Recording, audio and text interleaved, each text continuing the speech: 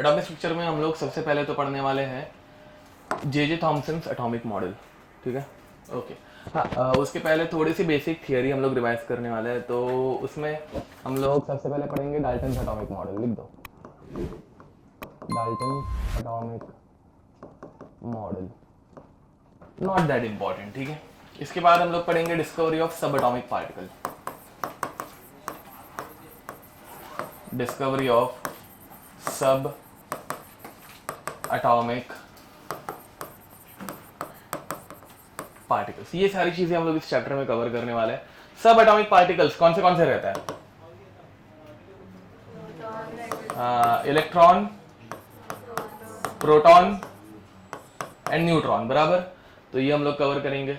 इसके बाद फिर हम लोग मतलब देखो भाई, पहले हम लोगों को पता चला कि भाई एटम के अंदर भी इलेक्ट्रॉन, प्रोटॉन, न्यूट्रॉन ये सारी चीजें रहती हैं, ठीक है।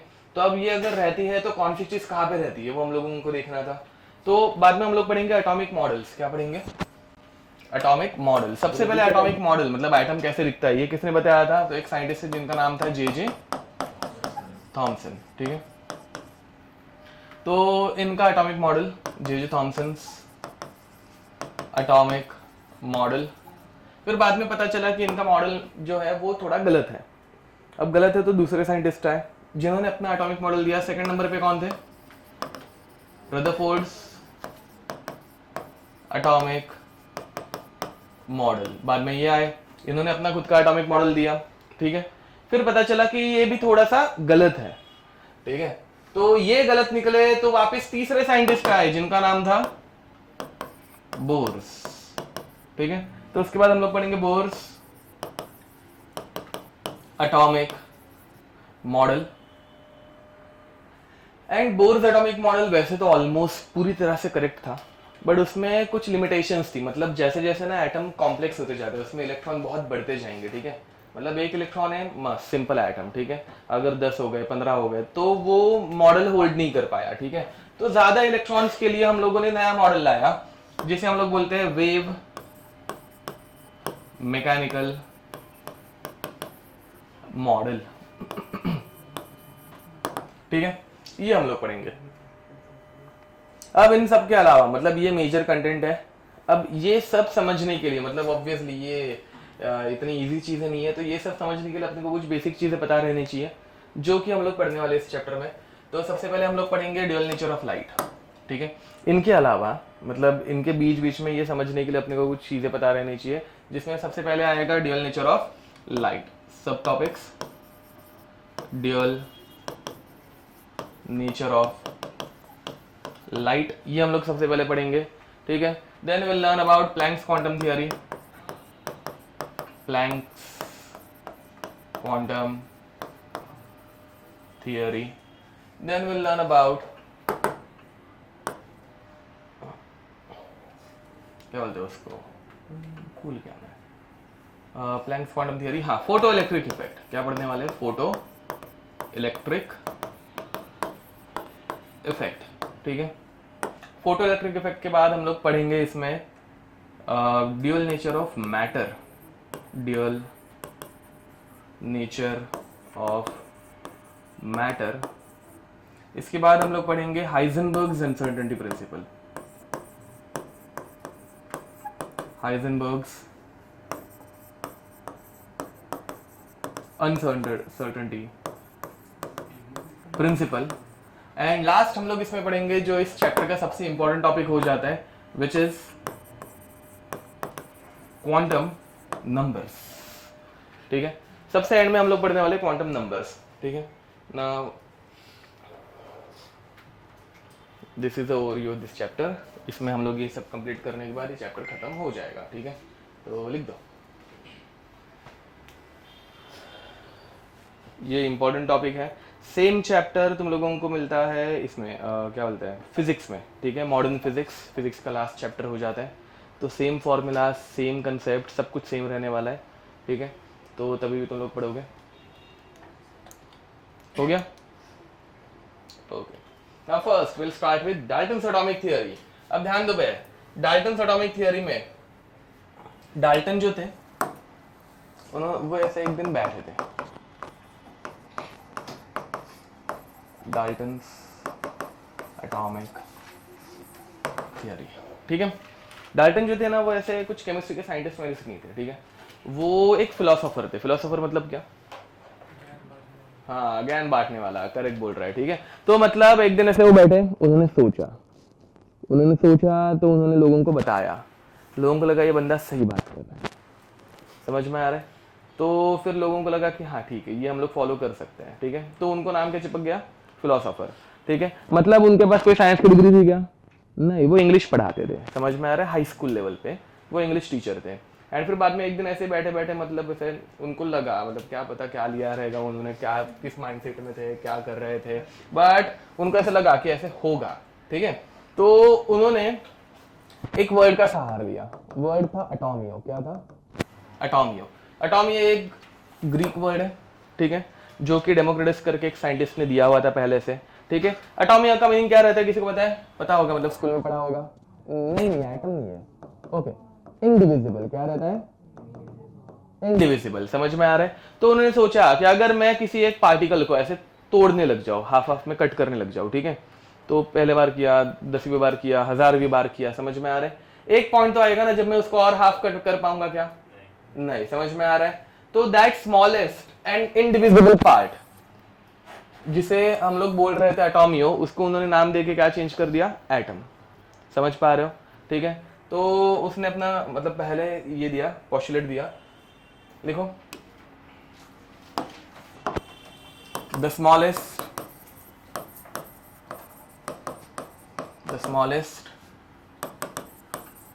indivisible and indestructible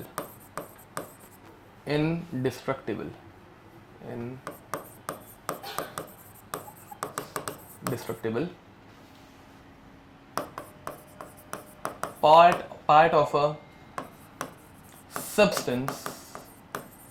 substance or a element is called as an atom, ठीक है। तो ऐसा कुछ है। अब पॉइंट नंबर 2, इसके बाद, हाँ, एटॉमिक वर्ड किसने दिया था? मैंने बताया था, डेमोक्रिटस, ठीक है। हाँ, वैसे ही अपने इधर भी मतलब संस्कृत में एक वर्ड था एटम के लिए पहले से, मतलब हाँ, क्या था? परमाणु, ठीक है। तो वो किसने दिया था? कणाद, ठीक है। गलती से अगर ये किधर तो है, मतलब एनसीईआरटी में ही दिया हुआ है। तो कणाद करके साइंटिस्ट थे जिन्होंने परमाणु ये वर्ड दिया था, ठीक है। परमाणु जब कंबाइन होते हैं तो अणु बनाते हैं, पता होगा, ठीक है, वैसा। तो लिख देना चाहिए। तो अब यहाँ पे नेक्स्ट, तो इसके बाद उन्होंने बोला कि atoms of same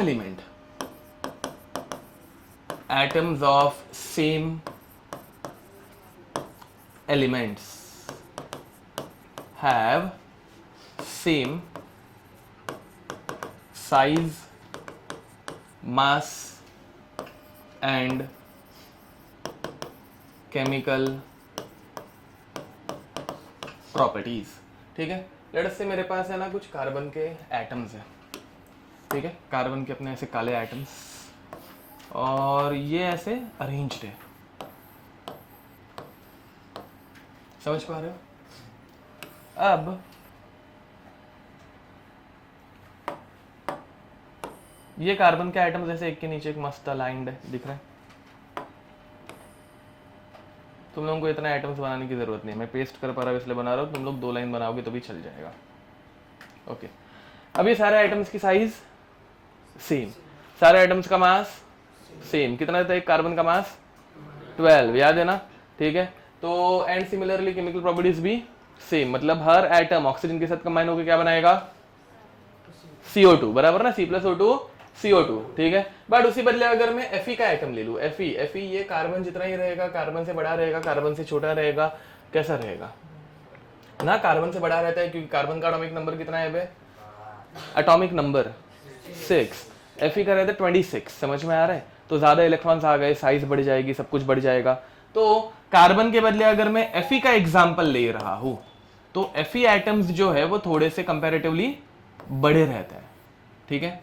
and in दोनों में पॉइंट ऑफ डिफरेंस तुम लोगों को डायरेक्टली समझ में आ रही होगा, ठीक है। तो उनका सेकंड पोस्टुलेट समझ में आया, मतलब पॉइंट उन्होंने क्या बताया था, ये भी बना लेना, okay.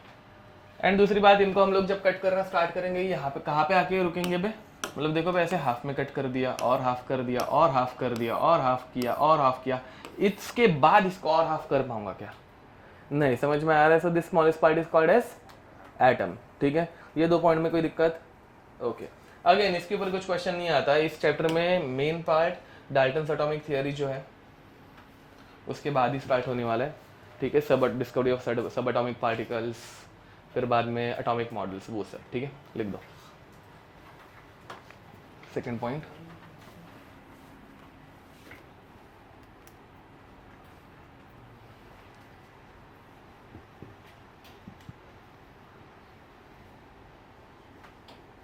Third point, atoms of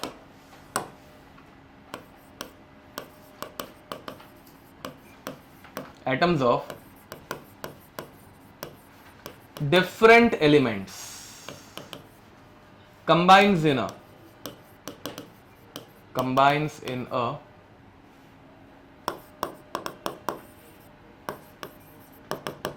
fixed ratio to form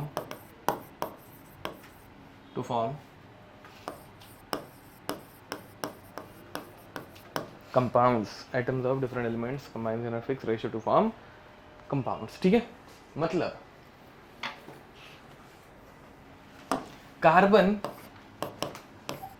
and O2 ये 2 रेशो में कंबाइन हो सकते हैं टू फॉर्म, कार्बन और ऑक्सीजन ये दोनों कंबाइन होकर कौन से 2 कंपाउंड बनाते हैं, ओके, कार्बन डाइऑक्साइड CO2 और दूसरा कार्बन मोनोऑक्साइड CO, बराबर है। अब यहाँ पे एटम्स का रेशो क्या है, 1:2, यहाँ पे 1:1। इनका मास रेशो पूछा तो क्या बताओगे बे, मास रेशो, चलो देख लेते हैं।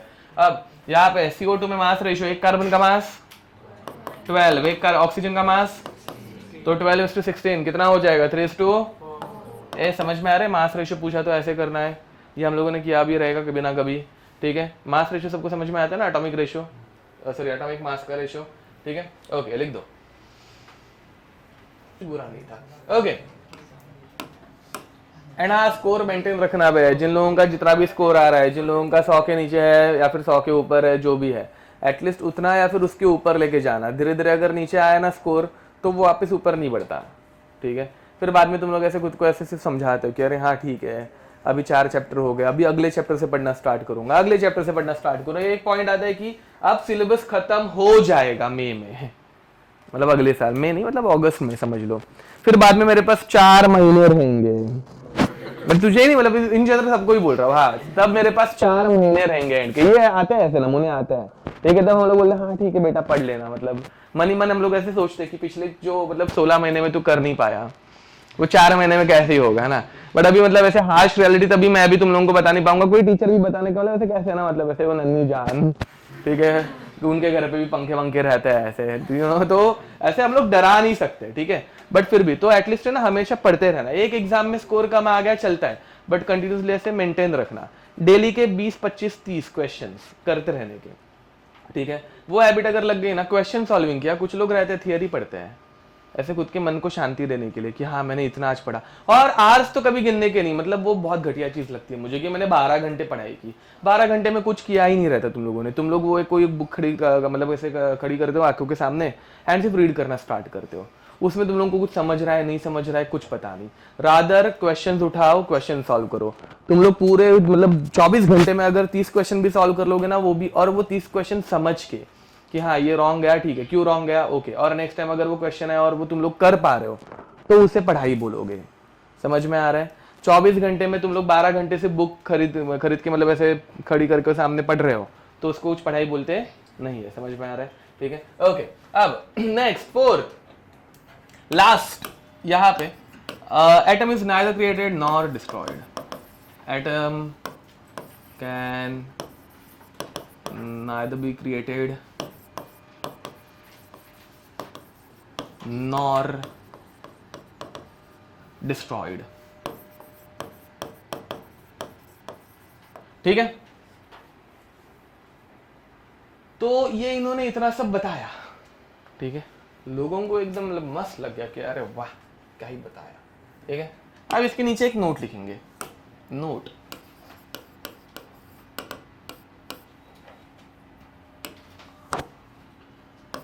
all the above points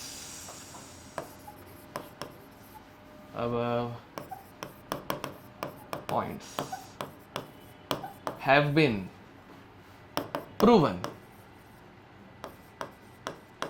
wrong। ठीक है, फिर बाद में हम लोगों को पता चला इन्होंने जो भी बताया था वो सब कुछ गलत था। समझ में आ रहा है?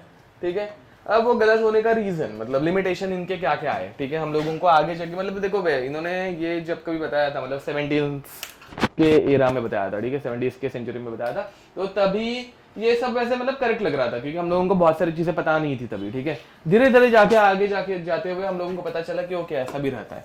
तो वो सारे लिमिटेशन आगे जाके हम लोगों को क्या पता चली। इनका सबसे पहला पॉइंट क्या था भाई? सबसे पहला पॉइंट क्या था? Atom is the smallest and indivisible part of the element और सब्सटेंस। समझ में आ रहा है?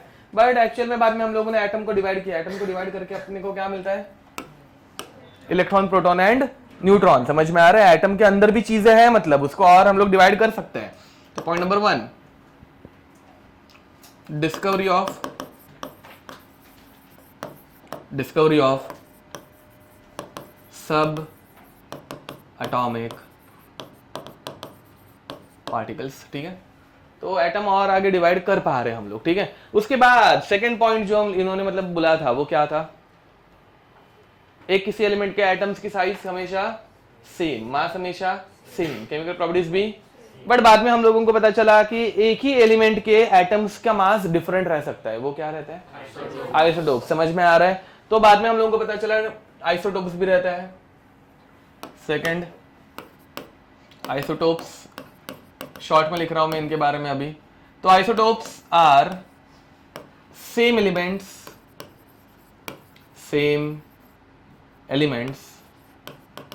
With different mass. ठीक है, शॉर्ट में लिख रहा है। ठीक है, उसके बाद पॉइंट नंबर 3 क्या था? They will combine in fixed, अच्छा रेशियो लिखा है क्या सिर्फ? Okay, fixed whole number ratio लिखो ना, होल नंबर मतलब 1:1, 1:2 ऐसे होल नंबर्स थे ना, फिक्स्ड होल नंबर रेशियो। ठीक है, will combine in a fixed whole number ratio. ठीक है, डन। ओके, बट फिर बाद में हम लोगों को पता चला, ये हम लोग रेडॉक्स रिएक्शन करेंगे चैप्टर है जिसमें और अच्छे से पढ़ेंगे। बट फिर हम लोगों को पता चला non stoichiometric compounds, non stoichiometric compounds जैसे कि Fe0.93 हो, Fe0.98 हो, Ni0.95 हो, एक्सेट्रा। समझ पा रहे हो? ठीक है, तो ये सारे एलिमेंट्स जो है इनमें जो एटम्स का रेशियो है वो होल नंबर में है क्या? नहीं, वो फ्रैक्शंस में। समझ में आ रहा है? तो ये अभी मतलब तब तक अपने को पता देगा, इनिशियली नहीं पता थे, बाद में ये डिस्कवर हुए तब पता चला कि ओके ऐसे भी कुछ तो रहता है। ठीक है, ये क्यों रहता है वो हम लोग बाद में कभी पढ़ेंगे, अभी के लिए तुम लोगों को सिर्फ ये रहता है ये पता रहना चाहिए। ठीक है, अब एंड लास्ट पॉइंट क्या था? neither be destroyed cannot be created। बराबर, ऐसा नहीं होता, बट हम लोग एटम्स को डिस्ट्रॉय करते हैं कहाँ पे? हाँ, न्यूक्लियर फिशन में। समझ में आ रहा है? ठीक है, न्यूक्लियर फिशन में हम लोग एटम्स को डिस्ट्रॉय करते हैं। एटम डिस्ट्रॉय मतलब न्यूक्लियर बॉम्ब या फिर न्यूक्लियर पावर प्लांट्स में फिशन जो होता है वो। समझ में आ रहा है? और एल्स कैनॉट बी क्रिएटेड, तो हम लोग आजकल एटम्स क्रिएट भी कर सकते हैं, पता होगा तुम लोगों को। ठीक है, वो हेड्रॉन कोलाइडर्स रहते हैं ना, गोल गोल घूमते हैं, दो एटम से टकराते हैं, फिर बाद में एक तीसरा एटम कोई तो नया बन भी जाता है। समझ में आ रहा है? ठीक है, तो we can create atoms and we can destroy atoms. ठीक है, तो फोर्थ, तब तक ये सब पता था क्या? नहीं। ठीक है, तो fourth is nuclear fission reaction और न्यूक्लियर फ्यूजन रिएक्शन। ये देखो फ्यूज करना तुम लोगों को समझ में आ रहा होगा ना, फ्यूज मिक्स करना, ठीक है। तो फ्यूजन में दो आइटम मिक्स होकर कोई तीसरा आइटम बनता है, क्रिएट होता है। फिशन तोड़ देना, समझ में आ रहा है, फिशन में एटम्स ब्रेक होता है एंड फ्यूजन में मिक्स होके नया आइटम बनता है, ठीक है, फ्यूज हो जाता है। ओके, इधर तो कोई दिक्कत, पक्का? Okay, so now will learn about discovery of सब एटॉमिक पार्टिकल्स, कि सब एटॉमिक पार्टिकल्स जो है वो कैसे डिस्कवर होना शुरू हुए, ठीक है। ओके, स्टार्ट करें, आगे बढ़े। नेक्स्ट हेडिंग लिखेंगे डिस्कवरी ऑफ सब एटॉमिक पार्टिकल्स।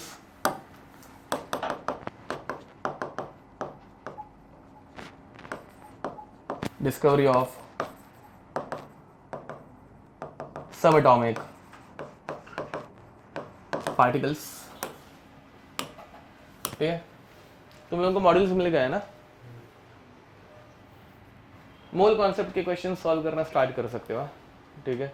डेली कितने करके दोगे? 10 10 10। नेक्स्ट लेक्चर अपना नेक्स्ट वीक रहेगा, तो कितने हो जाएंगे टोटल? 70, ठीक है। मैं चेक करूंगा। डेली 10, मतलब डेली की हैबिट डालो भाई, डेली के केमिस्ट्री के 10 कर रहे हो, या फिर अल्टरनेट डेज समझ लो कि मतलब केमिस्ट्री के 2 दिन में 20 कर रहे हो, वैसा कुछ, ठीक है। एंड फिजिक्स के भी 20 कर रहे हो, एटलीस्ट वैसा। शुरुआत में चाहिए तो 10-10 से शुरू करो, आगे जाके ये बढ़ाते जाओ। एटलीस्ट डेली के मतलब 25 से 30 क्वेश्चन होने चाहिए, ठीक है। तुम लोग डायरेक्टली कर पाओगे कि नहीं पता नहीं, इसलिए मैं ऐसे शुरुआत में कम दे रहा हूँ। ओके, डिस्कवरी ऑफ सब एटॉमिक पार्टिकल्स, जिसमें सबसे पहले हम लोग पढ़ने वाले हैं cathode ray experiment. Cathode ray experiment, ठीक है। कैथोड रे एक्सपेरिमेंट जो है वो एक साइंटिस्ट ने किया था जिसका नाम था जूलियस सीजर। नहीं मतलब सीजर कौन बोल रहा है? प्लकर, ठीक है। प्लंकर नहीं, सॉरी, प्लकर, ठीक है। जूलियस प्लकर, ठीक है। इन्होंने एक्सपेरिमेंट किया था, कैरी फॉरवर्ड देखो, ये एक्सपेरिमेंट उन्होंने किया था 1859 में। क्या हुआ? प्लकर, प्लकर, PL, अरे यार, हाँ ठीक है, रुको। प्लकर, ठीक है, जूलियस प्लकर। 1985 में उन्होंने एक्सपेरिमेंट कैरी आउट किया था, ठीक है। अब हाँ 1859, हाँ चलता है। अब 1859 में उन्होंने ये कैरी आउट किया था। अब इनको करना क्या था? देखो भाई, कोई साइंटिस्ट ऐसे उठ के तो सोचेगा नहीं कि चलो आज इलेक्ट्रॉन डिस्कवर करेंगे, बराबर है कि नहीं, ठीक है। उनको थोड़ी ना पता था कि इलेक्ट्रॉन रहता है, समझ में आ रहा है। तो उनको कुछ अलग करना था। उनको करना क्या था? अब देखो, उस टाइम तक है ना, अपने को पता था कि करंट नाम की कोई चीज रहती है। या by the way, current is the flow of charge. वो चार्ज कौन सा रहता है? इलेक्ट्रॉन। मतलब current is the flow of electron, बराबर।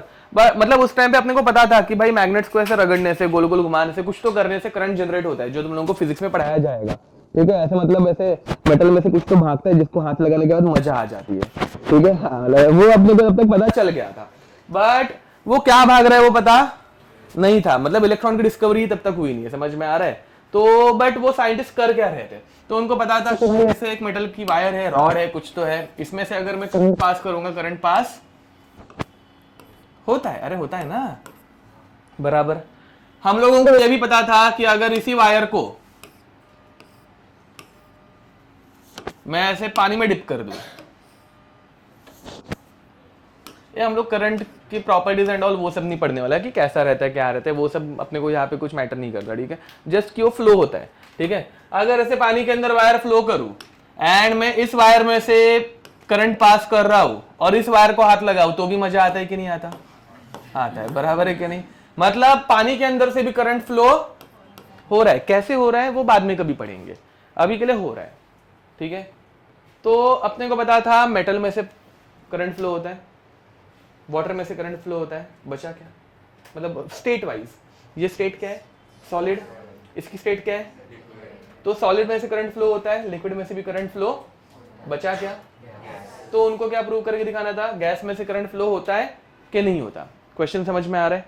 उनको क्या करना था? ओके, अब तुम लोग पहले बताओ, गैस में से करंट फ्लो होता है कि नहीं होता? कब?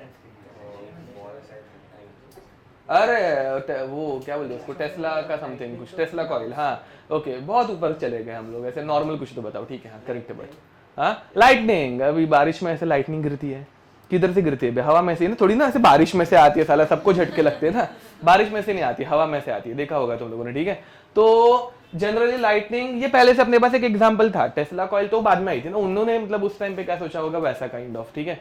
अब बट उसने भी अच्छा एग्जांपल दिया था, टेस्ला कॉइल दिख रही है ना तुम लोगों ने, उसमें से ऐसे करंट ऐसे बाहर आते रहता है ऐसे मस्त वाला, हाँ अरे सच्ची गूगल करके देखना, मजेदार चीज रहती है वो। या फिर वो ऐसे वो कौन सा है अपने इधर साइंस सेंटर, हाँ नेहरू साइंस सेंटर, उधर भी है ना वो, आई गेस, मतलब वो उसको हाथ लगाने के बाद बाल ऐसे खड़े हो जाते हैं एंड ऑल।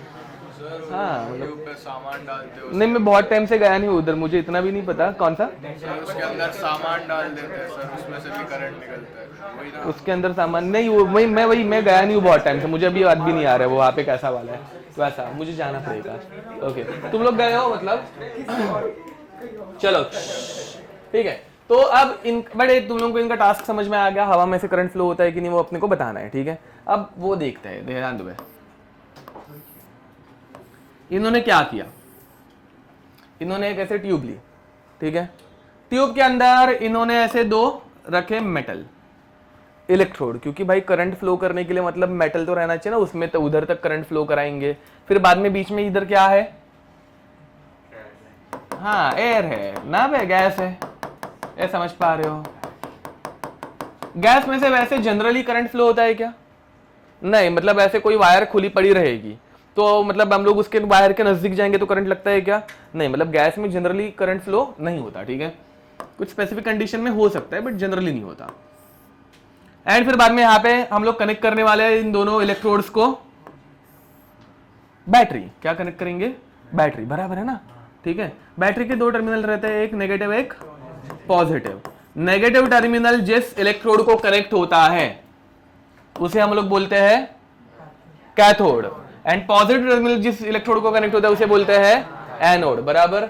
ओके, जरा इसको मैं उल्टा कर दूं, मतलब बस मतलब बुक्स में उल्टे रहते बैटरी को लगाया हुआ, तो मैं भी उल्टा बना देता हूं, बराबर ना, उल्टा ही बनाया ना, हाँ उल्टा बनाया, यस।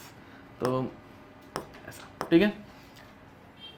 तो this is negative, this is positive. तो नेगेटिव टर्मिनल जहां पे कनेक्टेड रहता है उसे हम लोग बोलेंगे कैथोड, पॉजिटिव वाले को बोलेंगे एनोड, बराबर। तो this one has become anode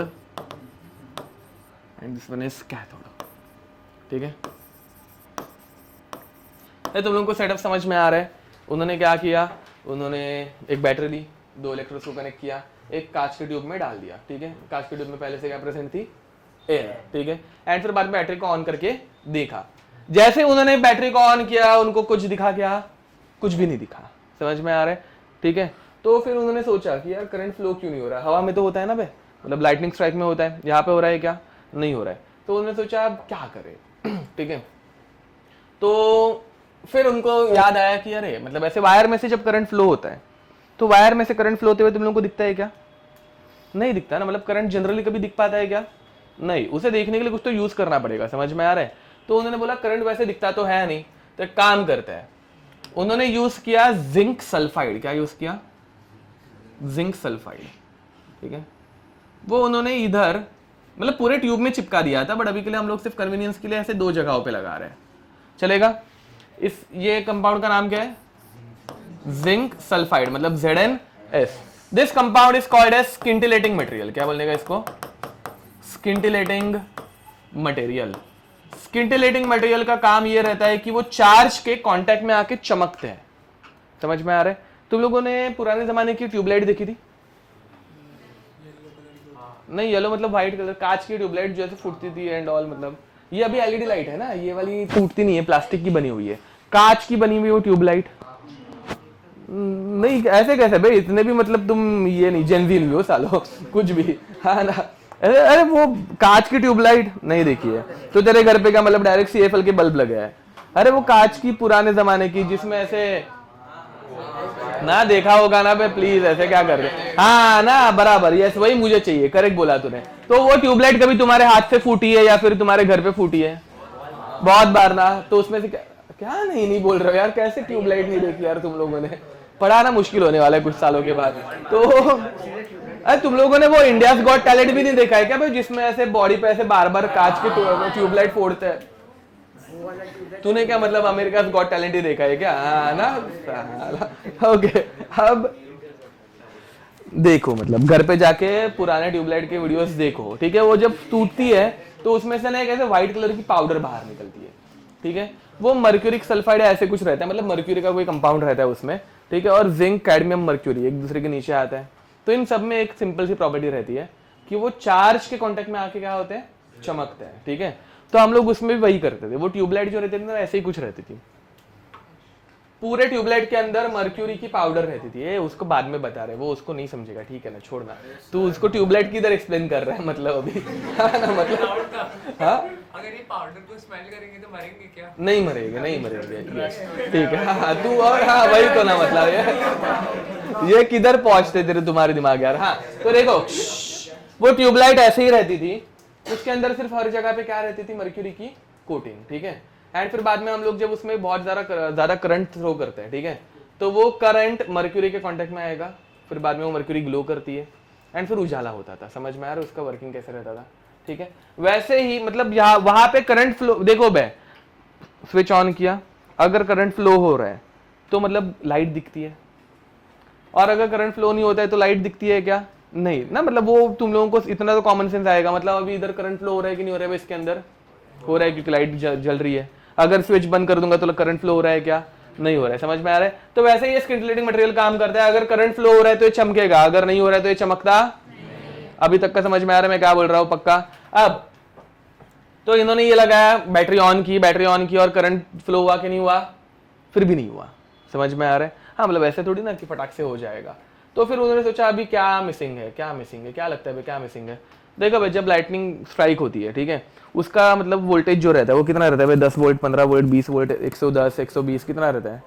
बहुत ज्यादा रहता है ना भाई। अपने घर के वोल्टेज पे वो जलती है कि मतलब लाइटनिंग स्ट्राइक होती है क्या? नहीं होती, ठीक है? मतलब तुम लोगों को अगर घर का झटका लग जाए, मतलब इधर करंट लग गया तो बचने के चांसेस ज्यादा रहते हैं ना। बचते क्या मतलब मरता ही नहीं है कोई। घर के करंट पे कोई मरता है क्या? नहीं मरता, ठीक है? बाहर वो जो मतलब वो रहता है ना इलेक्ट्रिक पोल्स एंड ऑल, उधर चिपक गए तो चिपक के रह जाते हो, तो उसमें हाँ वैसा, ठीक है? बट लाइटनिंग स्ट्राइक में तुम लोगों के बचने के चांसेस कितने रहते हैं बे?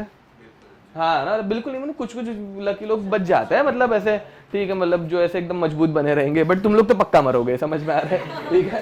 तो लाइटनिंग स्ट्राइक में मरने के चांसेस ज्यादा क्यों हो गए?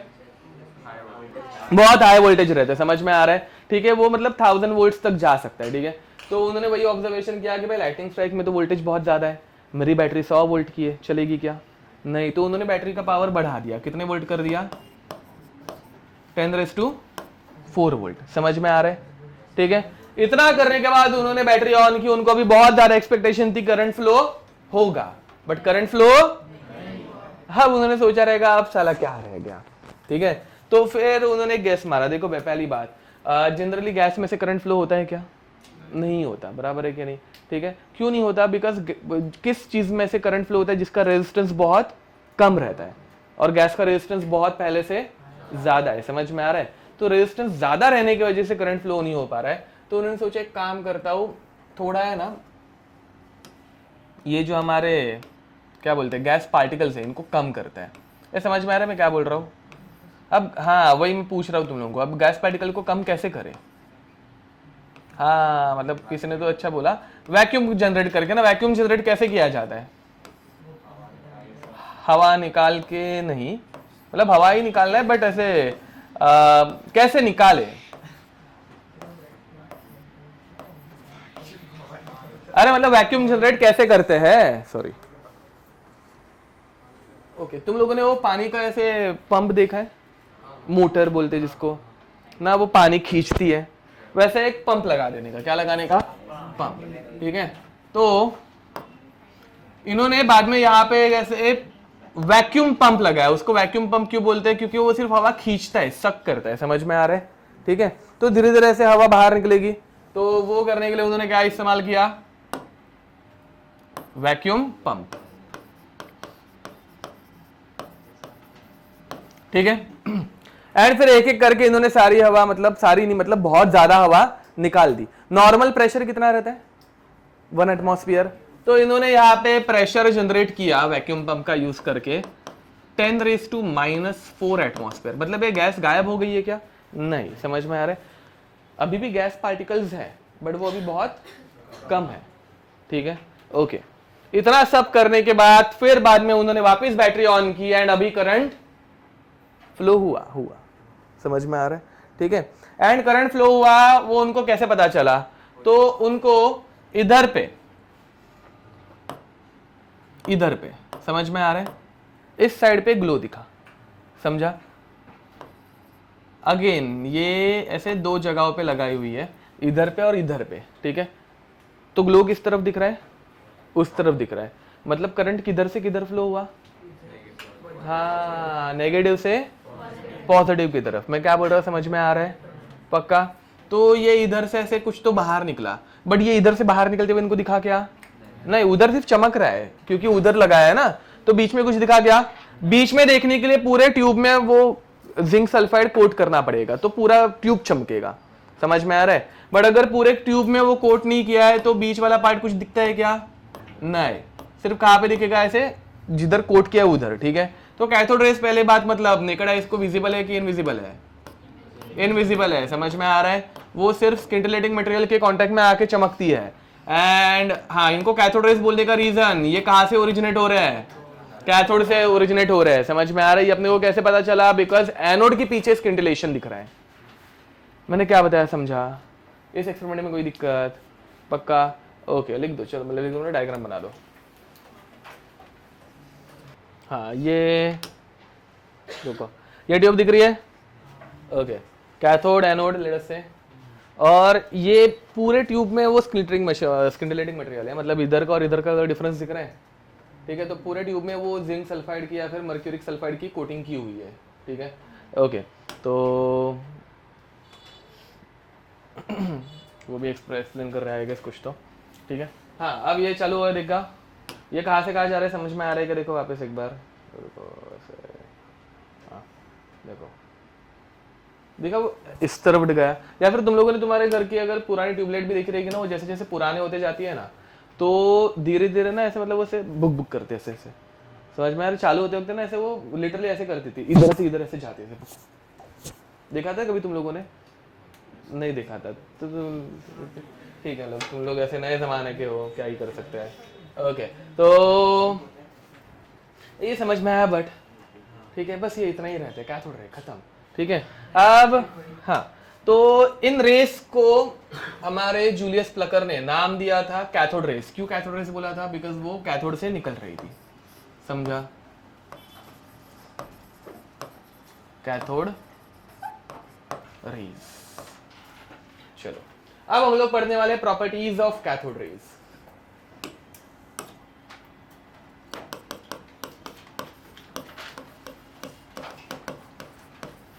प्रॉपर्टीज ऑफ कैथोड रेज, ठीक है।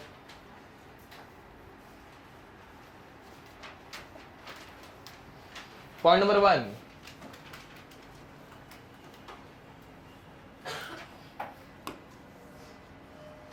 एक काम करे, चलो ठीक है। Point number 1, they travel in a straight line, they travel in a straight line, and cast shadow of the objects. They travel in a straight line and cast shadow of the objects placed in their path.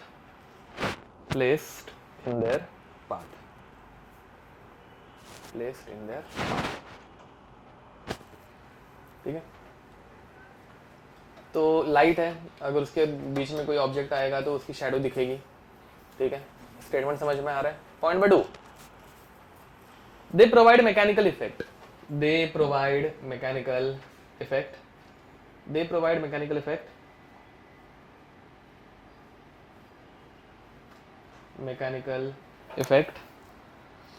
And when a pin मतलब PIN, wheel is placed in their path, and when a pinwheel is placed in their path,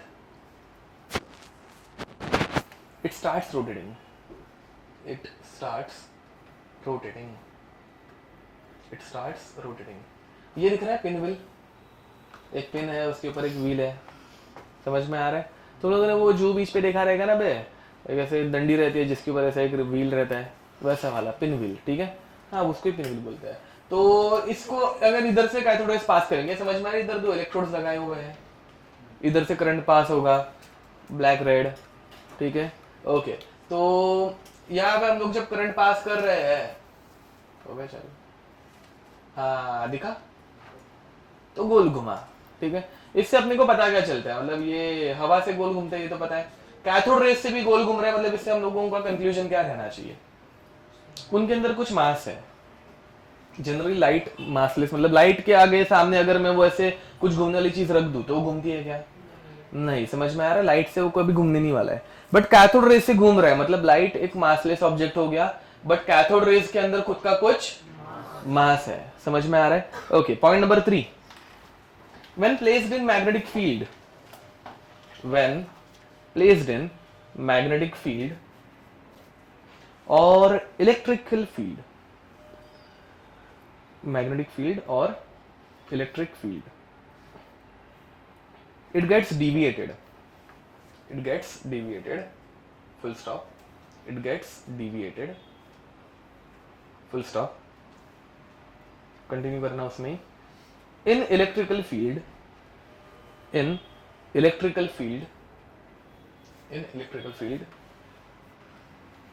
they move towards positive electrode, they move towards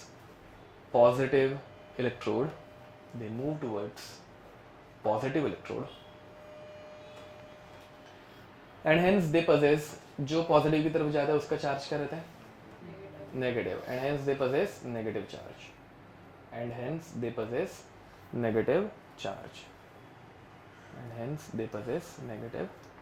ठीक है? तो देखो भाई, अगर यहाँ पे मैं अलग से कोई नेगेटिव चार्ज और पॉजिटिव चार्ज अप्लाई कर दूं, मतलब यहाँ पे वापस दूसरी एक बैटरी कनेक्ट कर दी, इतना बनाने की तुम लोगों को जरूरत नहीं है वैसे, यहाँ पे दूसरी एक बैटरी कनेक्ट कर दी, ये नेगेटिव है, पॉजिटिव है, समझ में आ रहा है? ठीक है, ऐसा कुछ कर दिया, तो ये कैथोड रेज किसके डायरेक्शन में जाते हैं? पॉजिटिव के। ये तुम लोग कुछ ये तो चेंज मत करना, इतना कुछ नहीं है, ऐसे मूव करता है। तो इससे अपने को पता चलता है कि कैथोड रेज का चार्ज क्या है? नेगेटिव है, ये हमेशा पॉजिटिव की तरफ अट्रैक्ट होने वाला है, समझ में आ रहा है? वैसे ये मैग्नेट से भी डिविएट हो जाते हैं। तुम्हारे घर पे वो बॉक्स टाइप की टीवी थी क्या? अब बोलो कि हम लोग तो एलईडी लेके पैदा हुआ है, मतलब ऐसे, हाँ बॉक्स। तू झूठ मत बोल, तू चुप बैठ। जिसके घर में कांच की ट्यूबलाइट नहीं थी? अरे थी सर, थी। ये कौन सी गरीबी रहती है? उसमें वो डालते ना यूएसबी। हाँ, अरे सही बोला उसने, ये वो ऐसे ऑक्स टेबल के केबल बोलते थे उसको, ऑक्स केबल, ऐसे वो रेड व्हाइट ग्रीन, ऐसे ग्रीन नहीं तू ब्लूटूथ वाला था। तू किधर पैदा किधर हुई थी मुझे बता जरा, मतलब ये कौन सा इंडिया का कोना है जहाँ पे ऐसे टीवी मतलब ब्लूटूथ वाली आई है पहले? अरे टीवी नहीं, मतलब हाँ। स्मार्ट टीवी बचपन से, स्मार्ट ऐसे कैसा? अरे वो नेटफ्लिक्स आना, तो तुम्हारे घर पे ऐसे नॉर्मल टीवी खरीदा ही नहीं गया था क्या? मतलब वो जमाने में मेरी कोशा आवाज बजा रही है। अच्छा ओके, क्या? हाँ 2012 में ही आए हैं, 2012-11 में ही आ गए थे, बट क्या तो हाँ तो 8 में, बट वो बोल रही है जब तक मुझे ऐसे मतलब समझ में लगा, मतलब 4-5 साल की हो गई तभी से। हाँ वैसा नहीं मतलब वो स्मार्ट नहीं थे, बट हाँ वैसे वाले टीवीज आ गए थे, वो इतना कुछ नहीं, फ्लैट हाँ एलसीडीज एंड ऑल आ गए थे, बट स्टिल यार ऐसे कभी तो देखा होगा ना किसी दूसरे रिलेटिव के, पूरा खानदान है मेरे क्या? ये क्या है, मतलब किसी रिलेटिव के घर पे रहेगा ना बराबर ना ऐसे, चलो ठीक है तुम्हारे पूरा खानदान अमीर है, ऐसा है क्या? अच्छा ठीक है चलो मान लिया। अब क्या बोल रहा था मैं, तो वो एलईडी सॉरी वो बॉक्स टाइप की टीवी अगर देखी रहेगी ना, ध्यान दो बैक, वो जो है रहता है ऐसे ऐसे डिस्प्ले, एंड ऐसा अंदर से ऐसा रहता है, मतलब अंदर नहीं ऐसे बाहर से ऐसा दिखता था। इस टीवी का वो बाहर वाला बॉक्स अगर तुम लोग निकाल, ये साइड व्यू है बे, सामने का व्यू नहीं है, ठीक है? उसके लिए बता रहा हूँ मैं, मतलब तुम लोगों को समझ में आ गया रहेगा, ये साइड व्यू है, ऐसे साइड से टीवी ऐसे दिखती थी पुराने जमाने में, ठीक है? अब ये नहीं फोटो वोटो नहीं, इसको अगर हम लोग ओपन करते ना तो इसे ना ऐसे रहता, अंदर एक बल्ब रहता, इतना ही रहता है अंदर से, मतलब और बहुत सारी चीजें रहती है बट ये मेन डिस्प्ले वाला पार्ट जो इतना रहता है। ये जो है ना ये बल्ब तुम लोगों ने कभी ओपन फॉर्म में देखा रहेगा नहीं रहेगा पता नहीं, ठीक है। ये बल्ब जो रहता था वो रहता था कैथोड रे ट्यूब। इन टीवीज को देख, आज के टीवीज को क्या बोलते हैं, एलईडी, उसके पहले के एलसीडी बोलते थे, इनको सीआरटी बोलते थे, नहीं पता होगा तुम लोगों को। हमारे इंडिया में डब्बा टीवी बोलते थे, हाँ वो उस नाम से फेमस थे, बट इनको सीआरटी बोलते थे। सीआरटी का full form cathode ray tube, समझ में आ रहा है, उसकी टीवी बनी रहती थी। अब तुम लोगों को पता ही नहीं, तुम लोग रिलेट कितना कर पाओगे पता नहीं, बट है ना ऐसा ना, फिर बाद में ना हर इंसान का ना ऐसे हरामखोर दोस्त रहता था जो बोलता था आज तेरे घर पे ना टीवी है ना, उसके सामने मैग्नेट लेके जा, मजा आती है। तुम लोगों को ऐसे किसी ने बोला नहीं होगा, मतलब तुम लोगों ने तो टीवी देखी नहीं, ऐसे बोल रहे हो तो, बट इस टीवी के ना सामने अगर मैग्नेट लेके जाते, ये इसमें से क्या बाहर निकल रही है, कैथोड रेज। कैथोड रेज है ना, ये सामने की तरफ जो स्किंटलिंग मटेरियल रहता है ना उसके साथ इंटरेक्ट करके एंड करंट डेंसिटी चेंज करके बहुत सारी चीजें रहती थी, ऑब्वियसली कलर्स प्रोड्यूस करते थे। अभी हम लोगों ने एक ही कलर देखा, दो देखे एक्चुअली, ग्रीन देखा, एक व्हाइट देखा, व्हाइट भी दिख रहा था, समझे। तो वैसे अलग अलग कलर्स अलग अलग मटेरियल के साथ अलग अलग करंट्स के ऊपर जनरेट हो सकता है, तो वैसे करके वो टीवी काम करती थी, ठीक है। बाकी अपने को ज्यादा कुछ नहीं पढ़ना है, बट अभी हम लोगों ने देखा कि मैग्नेट अगर सामने लेके जाएंगे तो रेस क्या होती है, डिविएट हो जाती है ना। तो ऐसे मैग्नेट अगर सामने लेके जाते थे ना पूरी टीवी खराब हो जाती है, खराब मतलब ऐसे थोड़े टाइम के लिए खराब होती थी, बाद में उसको नॉर्मल होने में टाइम लगता था। अब तुम लोगों को पता नहीं है तो तुम लोग इतना कोरिलेट नहीं कर पाओगे, नेक्स्ट ईयर से एग्जाम्पल ही बंद करूंगा मैं, बट क्या भाई ये क्या फालतू गिरी है, अब सीआरटी नहीं तुम लोगों को पता। अब बट देखो ये इधर किधर तो है, मैग्नेट लेके जाएंगे और रुको, हाँ देखो भाई ऐसा, ये तुम्हारी टीवी चालू है मस्त, तुम्हारे दोस्त ने बोला मैग्नेट लेके जा मजा आएगी, और फिर तुम्हारे टीवी में सारे कलर ऐसे आड़े टेढ़े हो जाते थे। वापस शुरू कर रहा है ये, इसको ऐसे होल्ड करूंगा तो आगे बढ़ेगा क्या, नहीं बढ़ रहा है,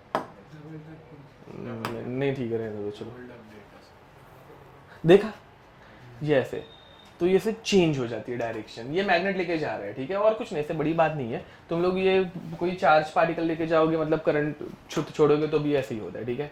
ओके ये क्या कर रहे हैं, कुछ तो कर रहे थे, छोड़ो। ओके तो इधर तो कोई दिक्कत, नेक्स्ट अब आगे बढ़ते हैं।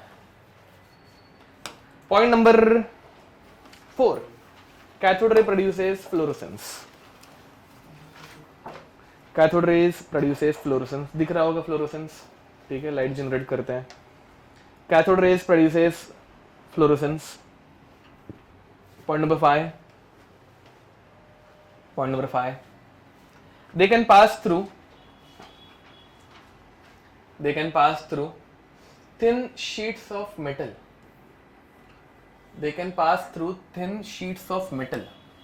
like aluminium, ठीक है।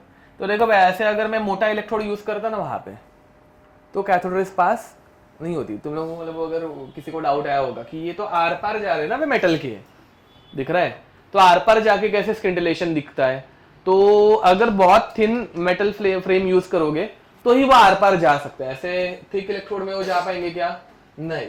रादर अगर मैं एकदम थिन इलेक्ट्रोड यूज कर रहा हूँ, ठीक है, तो इसके आर पार वो रेस जा पाती है, ठीक है। ये तुम लोगों को बनाना है, ऐसे कंपलसरी नहीं है, नहीं बनाओगे तो भी चलेगा, सिर्फ याद रखना है पॉइंट्स स्टेटमेंट वाले क्वेश्चन में पूछे जा सकते हैं। तो थिन इसमें से वो पास हो सकते हैं बट थिक शीट्स में से वो पास नहीं हो पाते, यहाँ पे आके आगे नहीं जा पाएंगे, ठीक है। And point number 6, they affect photographic plate, they affect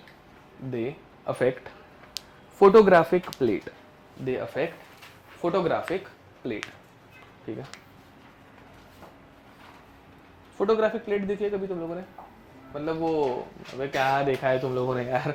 अब ये क्या बोलते हैं उसको, नेगेटिव बोलते हैं ना कैमरे का, देखा है ना।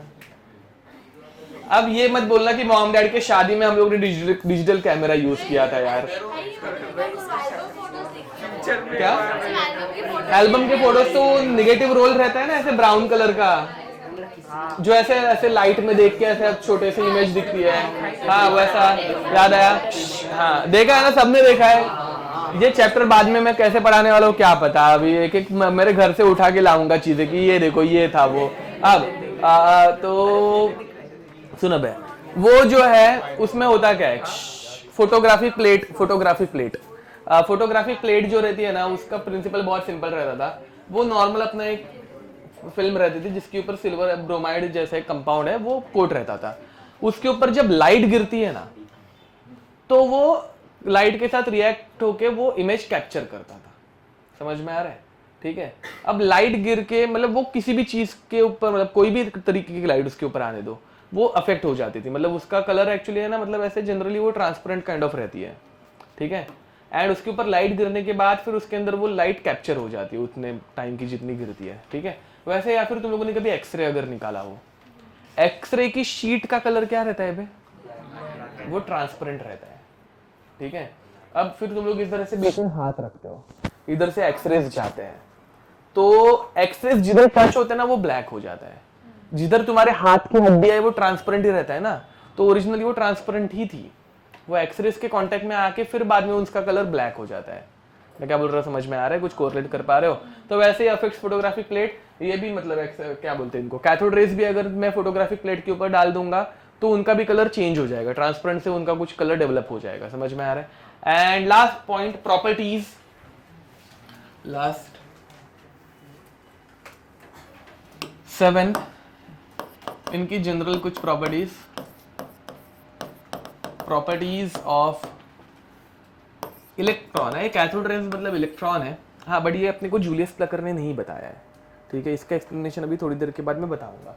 तो प्रॉपर्टीज ऑफ इलेक्ट्रॉन, ठीक है। अभी हम लोग डायरेक्ट कैथोड रेज को ही इलेक्ट्रॉन बोल रहे हैं। ठीक है।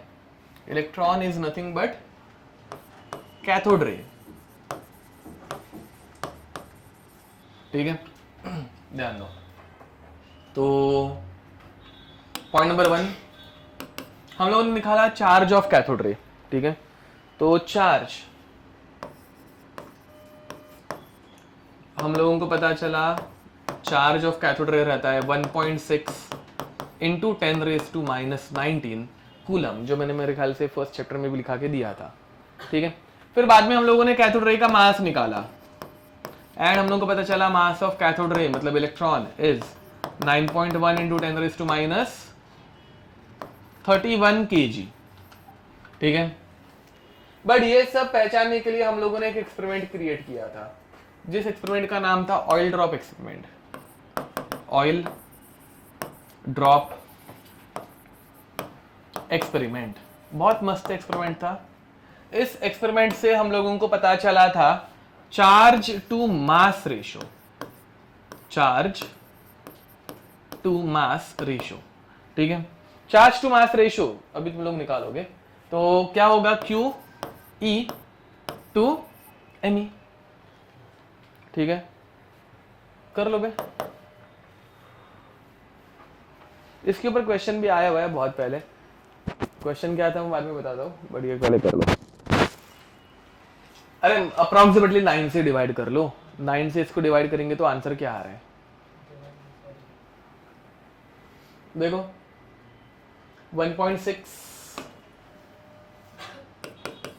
Into 10⁻⁻19 upon 9.1 into 10⁻31।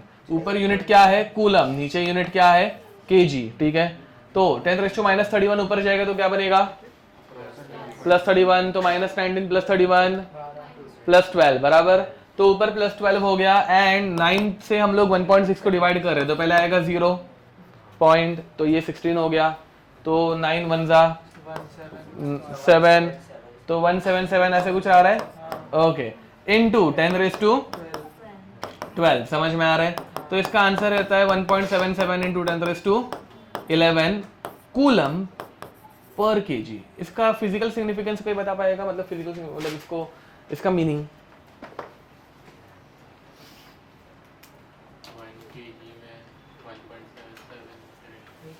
कूलम्स का चार्ज रहेगा। देखो भाई, ये सिग्निफाई करता है कि एक इलेक्ट्रॉन के 1 किलो में, मतलब अगर मेरे पास 1 किलो इलेक्ट्रॉन आ गया तो उतना 1 किलो इलेक्ट्रॉन कितना चार्ज एक्सर्ट करेगा, 1.77 इंटू 10⁻11 कूलम्स का। समझ में आ रहा है? ये सेम क्वेश्चन जेई में आया हुआ भी है 2010 या ऐसे कुछ आया था आई गेस, कि what is the charge on 1 kg of electron. समझ में आ रहा है? Charge on 1 kg of electron निकालना है, मतलब स्पेसिफिक चार्ज निकालना है। स्पेसिफिक चार्ज हम लोगों को क्या बताता है? हाँ, इसको क्या बोलते हैं? तो इसे बोलते हैं specific charge, specific charge ratio which is QE by ME, मतलब Q बाई E, ठीक है। इसे बोला जाता है स्पेसिफिक चार्ज, जो कि अपने को 1 किलो का चार्ज बताता है, ठीक है। लिख दो। अब कैथोड रेज ये इलेक्ट्रॉन्स है, ये एक्सप्लेन करने का काम किया था हमारे जे थॉमसन ने, ठीक है। तो हेडिंग लिखेंगे जे थॉमसन।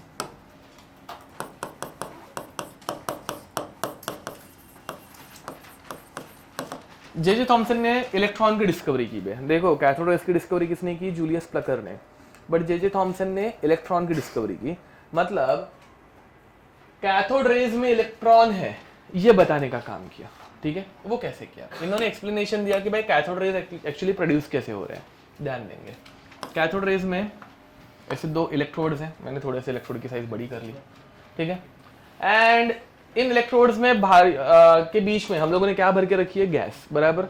अब एक सिंपलेस्ट गैस ले लेते हैं, एक सिंपल सा एग्जांपल गैस का, जो कि है जिसके पास एक प्रोटॉन है और एक इलेक्ट्रॉन है। ये हाइपोथेटिकल सिनेरियो है, ठीक है। एक प्रोटॉन और एक इलेक्ट्रॉन। ये कौन सी गैस है बाय द वे? हाइड्रोजन, बराबर है क्या नहीं? ठीक है। हाइपोथेटिकल क्यों? बिकॉज हाइड्रोजन अकेला रहता है क्या? वो क्या रहता है? H2 रहता है ना बे, H अकेला नहीं रहता, तो इसलिए हाइपोथेटिकल है, बट समझने के लिए इजी गिरेगा ये, ठीक है। ओके, अब ये हाइड्रोजन एकदम सुखी था। सुखी था मतलब क्या?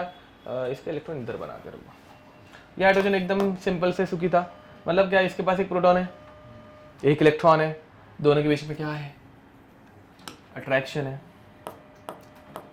बराबर है कि नहीं? तो और ये इलेक्ट्रॉन कंटिन्यूसली गोल गोल गोल गोल घूम रहा है, इसको कोई डिस्टर्ब करने के लिए है क्या? नहीं। वो इलेक्ट्रॉन प्रोटॉन के साथ खुश है, प्रोटॉन इलेक्ट्रॉन के साथ खुश है, ठीक है। फिर बाद में हम लोगों ने इसमें पर्टर्बेशन लाया, डिस्टर्बेंस लाया। डिस्टर्बेंस क्या लाया?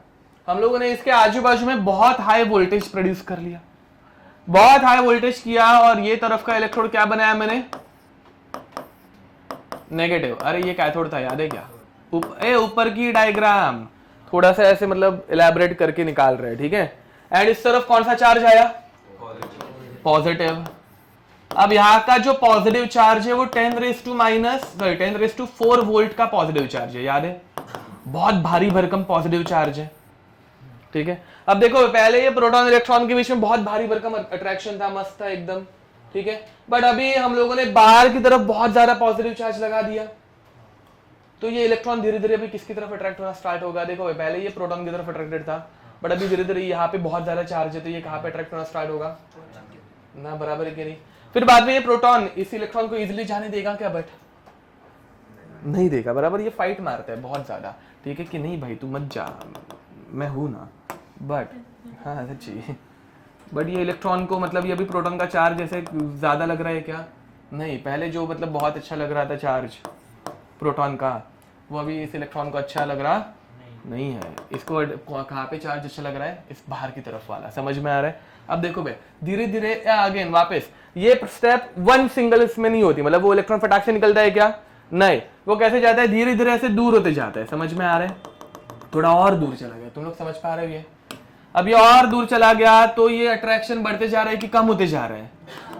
कम होते जा रहा है। किसका? प्रोटॉन है, इलेक्ट्रॉन का। एंड इलेक्ट्रॉन का बाहर की तरफ वाला अट्रैक्शन बढ़ते जा रहा है। अब इस स्टेप को बोलते हैं पोलराइजेशन। क्या बोलने का? पोलराइजेशन। पोलराइजेशन कब बोला जाता है? जब ये इलेक्ट्रॉन ऐसे धीरे धीरे क्या हो रहा है? दूर जा रहा है। समझ में आ रहा है? तो हमारे प्रोटॉन ने एंड तक ट्राई किया कि हमारा इलेक्ट्रॉन ना जाए, बट आखिर इलेक्ट्रॉन रुका क्या? नहीं। एक पॉइंट आता है जब वो इलेक्ट्रॉन ऐसे बाहर निकलता है, एंड फिर वो धीरे धीरे कहाँ पे जाता है? क्या चलेगा? कौन किसको मार रहा है? मतलब क्या हो रहा है? ओके, क्या हो गया? ओके, तो ये इलेक्ट्रॉन आखिर ऐसे इस तरफ भाग जाते हैं। समझ में आ रहा है? एंड इलेक्ट्रॉन यहाँ पे फ्लो करना स्टार्ट किया, एंड ये इलेक्ट्रॉन जो है वो फ्लोरोसिस दिखा रहा था। मैंने क्या बताया? समझ पा रहे हो? पक्का? ओके, तो मुझे बताओ, कैथोड रेज में एक्चुअल में करंट फ्लो हो रहा था क्या? मतलब ऐसा हो रहा था क्या कि मतलब हम लोगों ने इसलिए करंट की ज्यादा बात नहीं की, मैंने पहले ही बोला था, ठीक है। देखो लेट्स से मतलब मैंने ऐसे बताया क्या कि भाई इधर से हम लोगों ने करंट छोड़ा, या ऐसे गया, या ऐसे गया, इधर से फिर इधर आया, फिर इधर से वापस ऐसे ऐसे आया, ऐसा आ रहा है क्या? नहीं। समझ में आ रहा है? हम लोग जब करंट क्रिएट कर रहे हैं, मतलब यहाँ पे जब पोटेंशियल डिफरेंस क्रिएट कर रहे हैं, तो वो पोटेंशियल डिफरेंस की वजह से, ये माइनस प्लस चार्ज की वजह से इलेक्ट्रॉन जो है वो हमारे गैस में से बाहर निकलता है। फॉलोड? पक्का? ओके। अब इस स्टेप को, मतलब जब इलेक्ट्रॉन दूर जाता है, इसे बोलते हैं पोलराइजेशन। पोलराइजेशन बोलने का रीजन क्या रहता है? देखो भाई, पोलराइजेशन मतलब चार्ज सेपरेशन। क्या बोलते हैं इसको? Charge separation. जब ये दोनों नजदीक थे तो प्लस माइनस न्यूट्रलाइज्ड हो रहे थे, बट धीरे धीरे जैसे जैसे इलेक्ट्रॉन दूर जाएगा तो इस एरिया में क्या बनेगा? Negative charge. एंड इस एरिया में क्या बचा? Positive charge. जिस टाइम पे चार्ज सेपरेशन होता है उसे बोलते हैं पोलराइजेशन। एंड जिस टाइम पे ये इलेक्ट्रॉन पूरी तरह से निकल जाता है, इसे बोलते हैं आयनाइजेशन। समझ पा रहे हो? आयनाइजेशन सुना होगा ना भाई? Removal of the most loosely bound electron from an atom is called as ionization. ठीक है, तो पोलराइजेशन पहले होगा, उसके बाद आयनाइजेशन होगा। इसमें कोई भी दिक्कत? यहाँ तक समझ में आ रहा है? का ये लिख दो जो थॉमसन, वो अभी हम लोग आगे बढ़ने वाले हैं। बट अभी देखो भाई, हाँ पहले ये कर लो, फिर बाद में देखते हैं। ये लिख दो।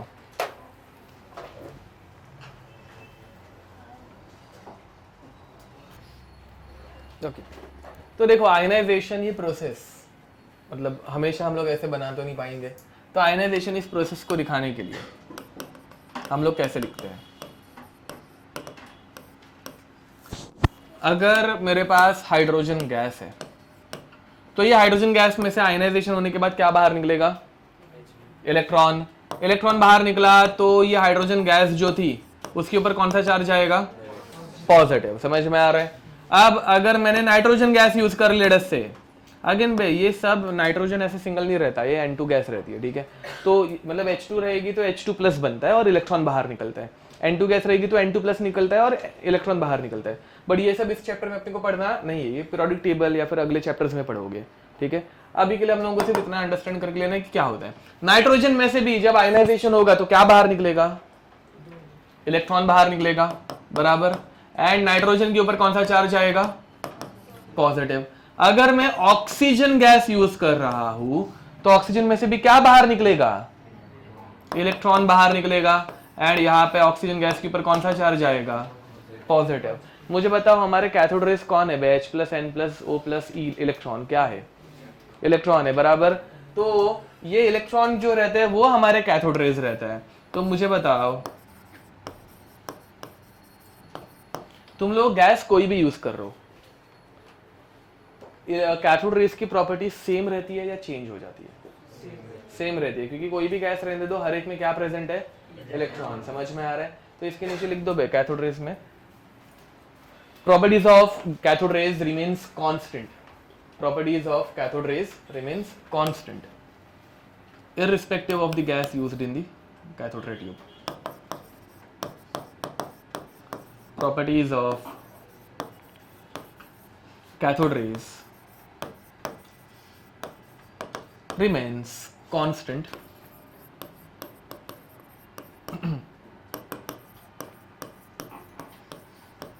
irrespective of gas used in CRT. ठीक है, कैथोड रे ट्यूब।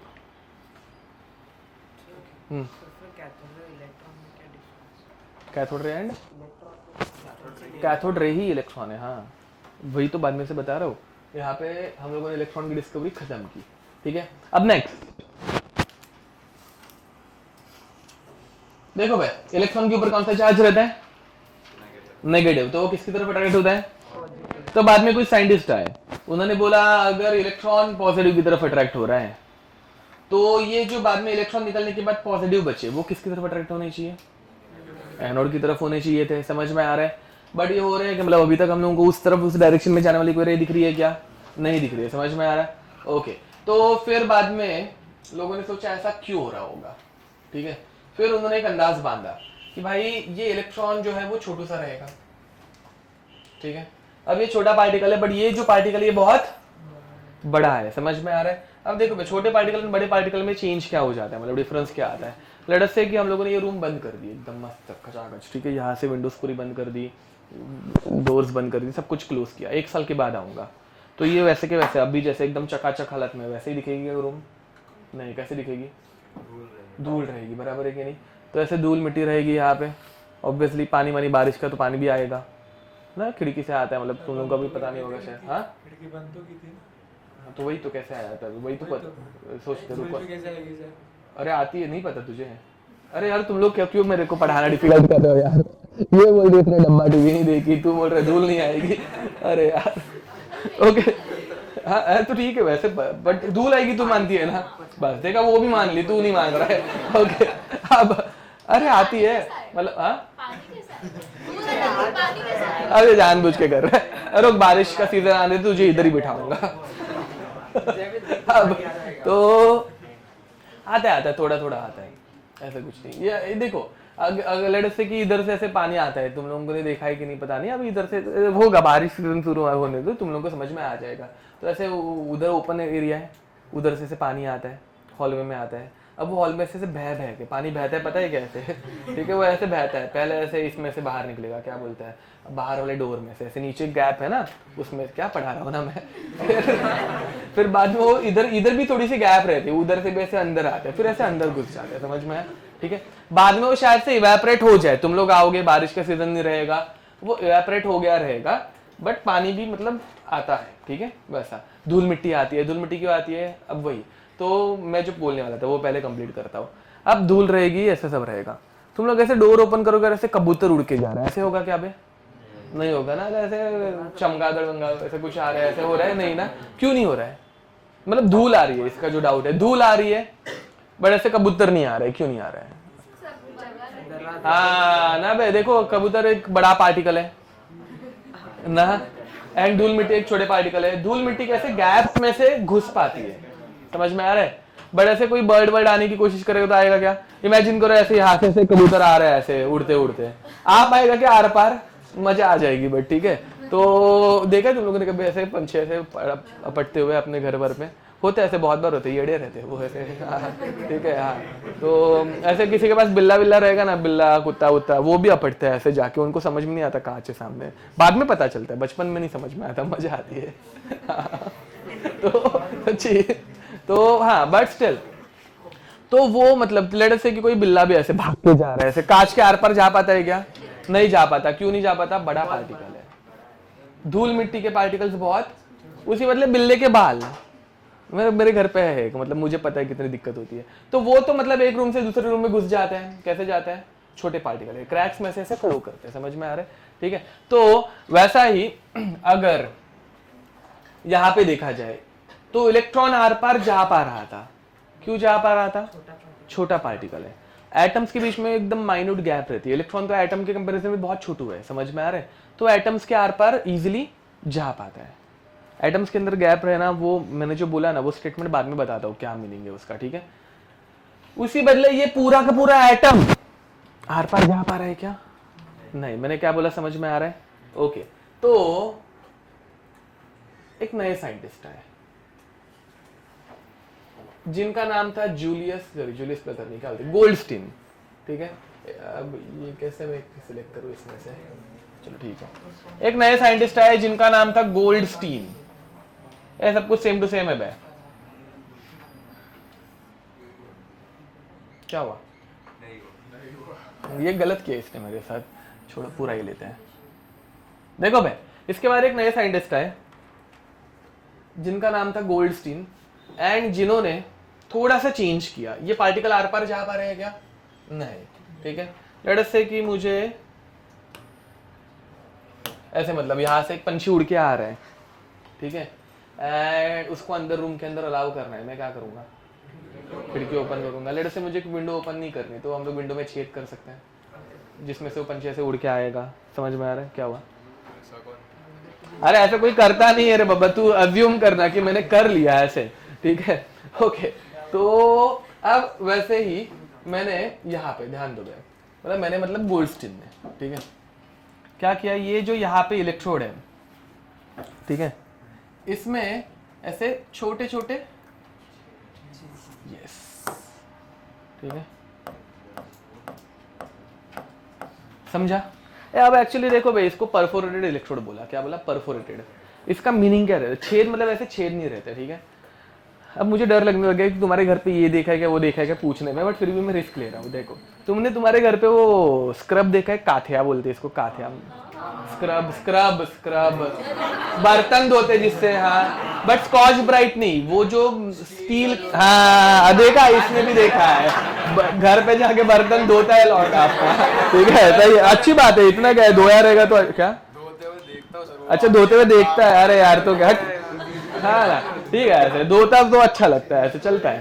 तो देखो भाई, तो जो मेटल वाला हाँ मेटल वाला देखा है, ओके, अब ठीक है, हाँ, ओके, अब यहाँ पे देखो भाई, तो उस स्क्रब को मैंने ऐसे हाइड्रोलिक प्रेस में ऐसे एकदम दबा दिया, समझ में आ रहा है, ठीक है, तो वो ऐसे चपट हो गया।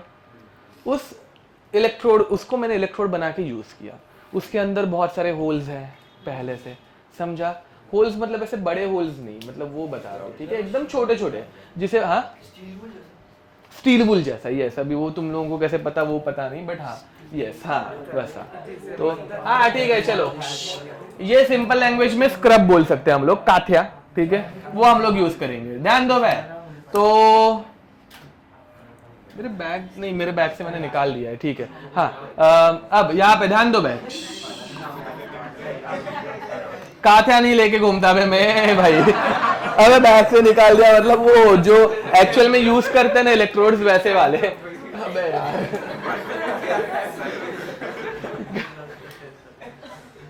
बस इधर से बाद में बांध भी दो, नहीं इधर जाता हूं मैं। अब यहाँ पे, अब देखो क्या बोलते हैं उसको, परफोरेटेड इलेक्ट्रोड, क्या बोलने का, परफोरेटेड कैथोड, ये समझा, कैथोड को उन्होंने परफोरेशन ऐड कर दिया, मतलब छोटे छोटे होल्स ऐड कर दिए, ठीक है, एंड फिर बाद में तब जाके इधर दूसरी तरफ भी क्या दिखा, स्किंटिलेशन दिखा, समझा, ठीक है। अब ये यहाँ पे स्किंटिलेशन आ रहा है, मतलब ये किस डायरेक्शन से आ रहा है, एनोड के, तो इसको क्या बोलने का, हाँ अरे बोलो क्या बोलने का, एनोड रेस, तो इसको इन्होंने नाम दे दिया एनोड रेस, समझा, ओके। एनोड रेज ऐसे कैथोड की तरफ ट्रैवल करते हैं, कैथोड रेज एनोड की तरफ ट्रैवल करते हैं, नो डाउट। तो बस इतना करने से उनको एनोड रेज दिखी एंड प्रोटॉन डिस्कवर हो गया, ठीक है, समझा, ओके। तो प्रॉपर्टीज ऑफ एनोड रेज, हाँ ये डायग्राम ना फटफट, चलो।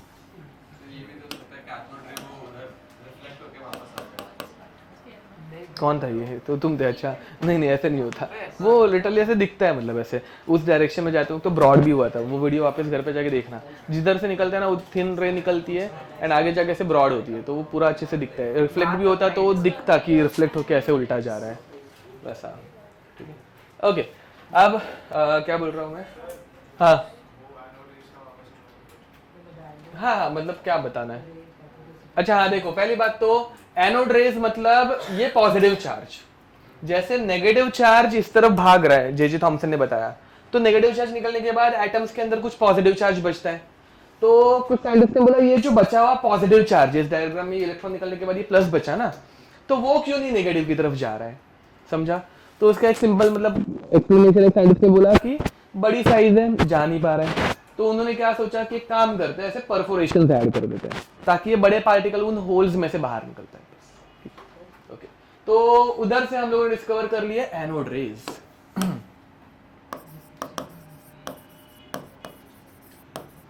चलो भाई ये पहले रिएक्शन में मुझे बताओ, इन रिएक्शंस में एनोड रेज कौन है, पहले एग्जांपल में एच वाले एग्जांपल में एनोड रेज कौन है, सेकंड एग्जांपल में, थर्ड एग्जांपल में, समझ में आ रहा है। तो ये पॉजिटिवली चार्ज जो रहते हैं वो रहते हैं एनोड रेज, ठीक है। अब ये एनोड रेज जो है वो गैस चेंज करने के बाद सेम रह रही है कि चेंज हो रही है, चेंज हो रही है, तो what is the basic difference between cathode ray and anode रे, तो प्रॉपर्टीज ऑफ एनोड रे changes with the gas used in cathode ray tube, समझा, ओके। तो डायग्राम बना लो फिर आगे बढ़ेंगे, चलो लिखो properties,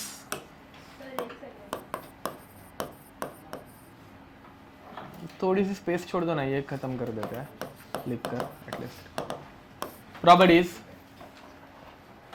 anode rays have same properties, anode rays have same properties like cathode rays.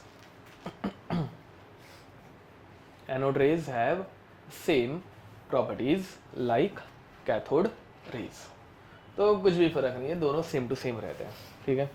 तो जो भी हम लोगों ने पॉइंट नंबर 1 से 5 या जो 6 तक लिखा था वो सारी प्रॉपर्टीज इनको भी अप्लाइड होती है, ठीक है। बट एक चेंज आ रहा है, point number 2, mass of anode rays changes. Mass of anode rays changes with the gas used in CRT, with the gas used in tube, ठीक है, with the gas used in the tube, ठीक है। Next, point number 3, anode rays moves towards negative charge. Anode rays moves towards negative charge, and hence they possess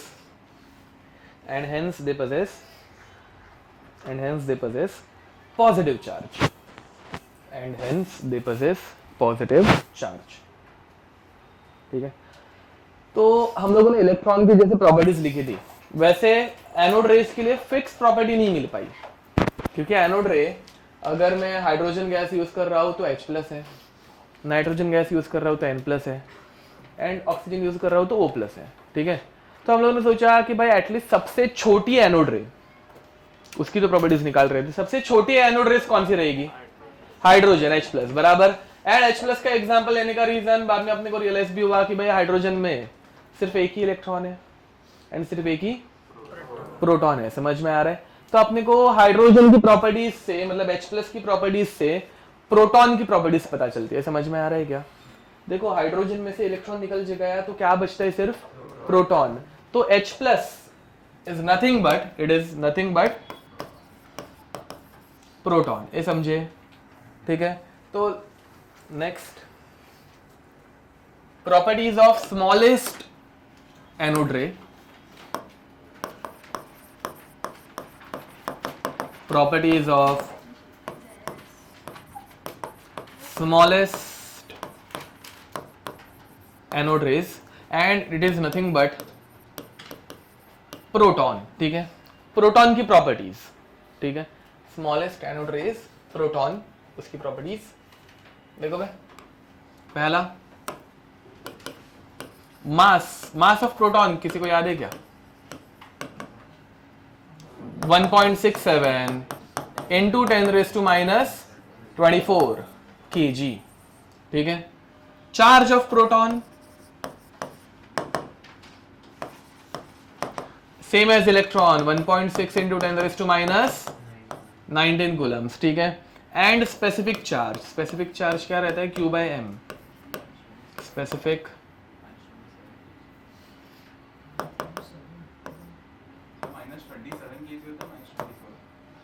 -24 gram, sorry, हाँ correct है, -27, okay. तो specific charge Qp/mp, ठीक है, 1.6 into 10⁻⁻19 upon 5/3 into 10⁻⁻27, याद है ये हम लोगों ने डिसाइड किया था 5/3 लेंगे, इजी होता है।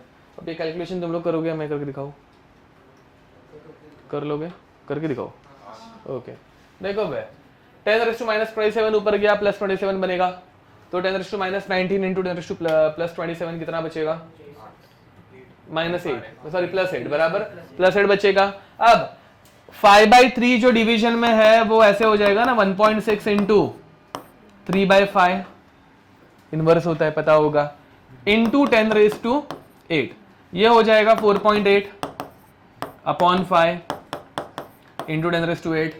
तो 4.8 को 5 से डिवाइड करना है तो आ ही जाएगा, तो 5 पहले तो 0 था, फिर बाद में 48 बच गए तो 5 9 था, एंड फिर बाद में 30 बच गए, 30 मतलब 5 6 था, into 10⁻8 coulomb per kg, unit समझ में आ रहा है, ऊपर कूलम्स है, नीचे केजी है, ठीक है, कूलम पर केजी, जिसको बाद में तुम लोग 9.6 इंटू 10⁷ कूलम्स पर केजी ऐसे भी लिख सकते हो, समझा?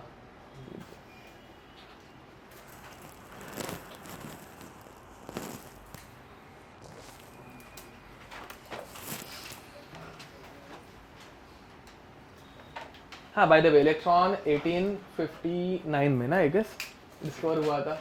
एनोड रेज, भाई हम लोगों ने हेडिंग लिखी नहीं, हाँ एनोड रेज, ठीक है। एनोड रेज गोल्डस्टीन करके एक साइंटिस्ट है जिन्होंने निकाली थी ढूंढ के, गोल्डस्टीन, ठीक है। गोल्डस्टीन ने ये डिस्कवर की थी 1886 में, मतलब एक हार्डली 20 साल का गैप, 59 से 86, ठीक है, मतलब हार्डली 20-30 साल, चलो ठीक है, 30 इयर्स का गैप। उसके बाद अब देखो भाई, इलेक्ट्रॉन डिस्कवर हो गया, प्रोटॉन डिस्कवर हो गया, बचा क्या? न्यूट्रॉन, ठीक है। अब न्यूट्रॉन जो है ना वो चैडविक करके एक साइंटिस्ट थे, उन्होंने डिस्कवर किया था, ठीक है, न्यूट्रॉन।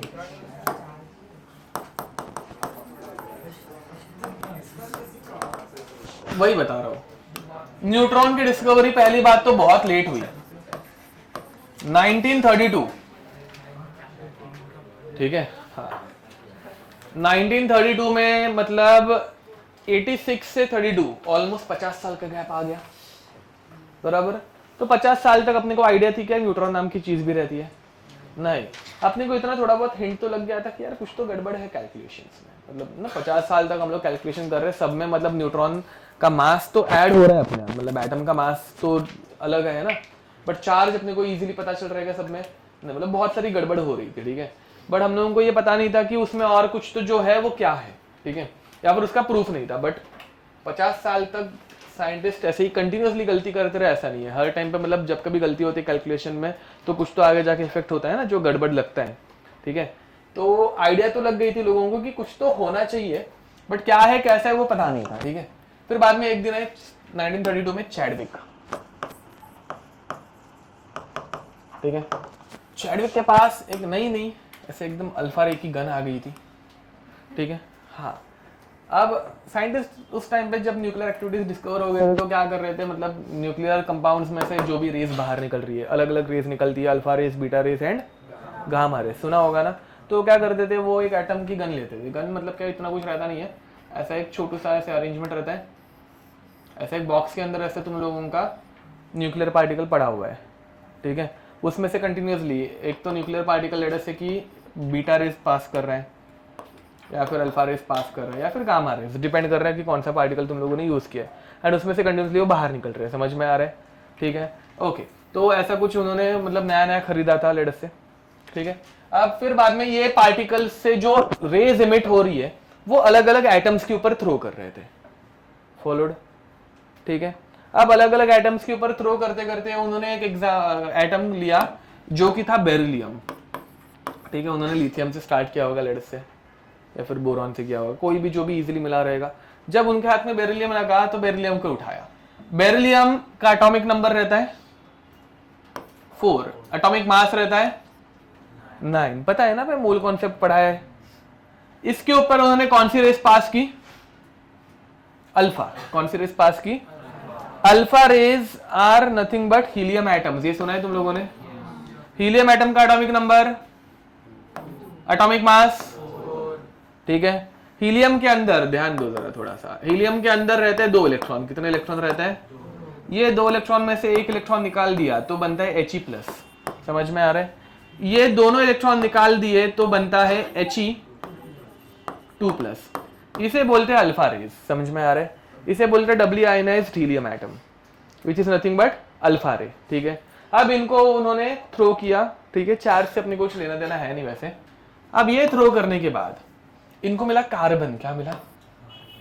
ठीक है, जो एटम मिला उनकी प्रॉपर्टीज उन्होंने चेक की तो पता चला कार्बन है, ठीक है। कार्बन का atomic number and atomic mass.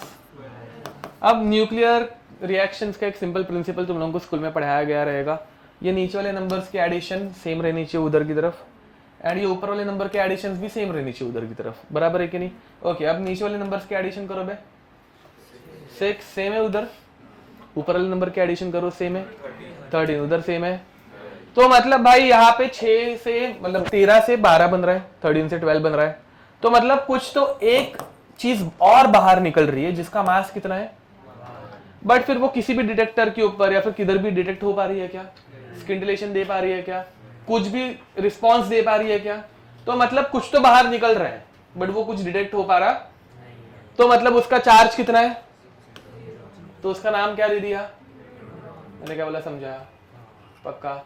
ऐसे हो गई न्यूट्रॉन की डिस्कवरी, लिख दो बस, ये इतना ही है और कुछ नहीं, ठीक है।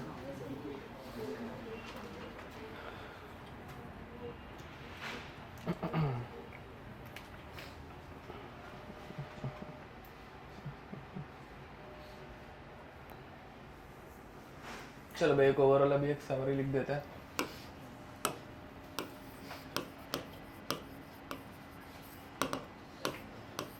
पार्टिकल्स, उसका मास, उसका चार्ज, उसका सिंबल एंड उसका इन्वेंटर मतलब डिस्कवरर। इन्वेंट करना एंड डिस्कवर करना डिफरेंस रहता है, पता है ना। अब पार्टिकल, पहला पार्टिकल कौन सा डिस्कवर हुआ था, इलेक्ट्रॉन। इसका मास हम लोगों को पता चला 9.1 इंटू 10⁻31 kg। इसका चार्ज हम लोगों को पता चला 1.6 इंटू 10⁻19 कूलम। इतने चार्ज को हम लोग प्यार से क्या बोलते हैं, 1e।